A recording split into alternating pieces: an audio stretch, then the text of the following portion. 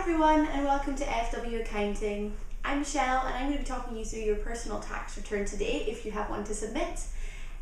Basically you'll have to submit a personal tax return if you are the director of a limited company, if you're self-employed, if you are making money from property or by selling shares, and if you have an income of over £100,000.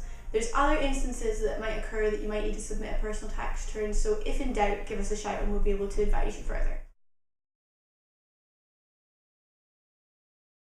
One of the most important pieces of information that we need as an accountant to submit a personal tax return on behalf of you is your unique tax reference number.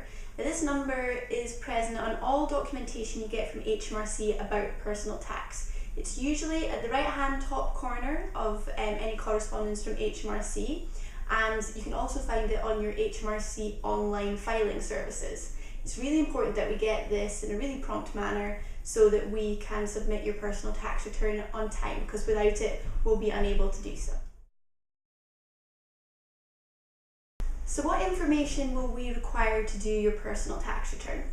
Well, the personal tax return year runs from April to April each year, and the personal tax return needs to be submitted along with its payment or part payment by January the following year. The information that needs to be submitted in this personal tax return is information of all income that you have personally made throughout the year. You might think that FW Accounting have all of the information about your personal income already, but that's the reason we send a personal tax return checklist to you, so that you have the opportunity to tell us about any income that you might have made that we might not already know about. So we may have information about your salary and dividends that you've taken from your limited company, or income that you've made through your sole trader business, but we might not know about any property that you've sold or any rental income that you've made, or any capital assets that you have for the year. So we really appreciate you to return the checklist with all of this information.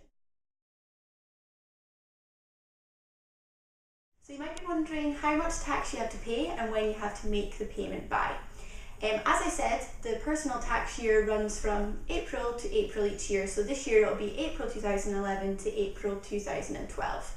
Your personal tax return is due to be submitted by January 2013, and your personal tax first payment is due to be made then as well. Most likely you'll have payments on account.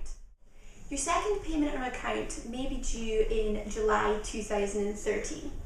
The way this works is HMRC assume that you'll most likely make the same amount of personal income next year.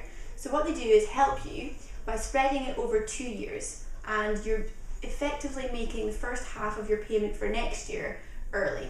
It's quite nice of HMRC, really, because they think that you might worry that you've got a large tax bill and want you to spread it over a longer period of time. So why is it important to file your personal tax return on time? Well, as with a lot of things with HMRC, if it's not filed on time, there are usually penalties to be paid. And so we want to do our very best to get the information in from you on time so that we can submit it to HMRC on time. The penalties at the moment are, if you are even a day late in submitting your personal tax return, you get a £100 fine. And £100 always comes in handy at any time of the year, so we want to do our best to avoid that for you. Thereafter, there are penalties for the length of time that it's late that mount, and we want to do our best to avoid those also. So the quicker we get the personal tax return in time, the happier we all are.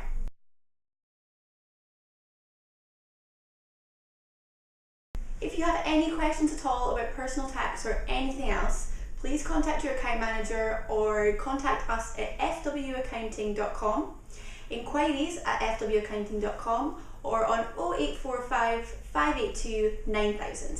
We'll be happy to help.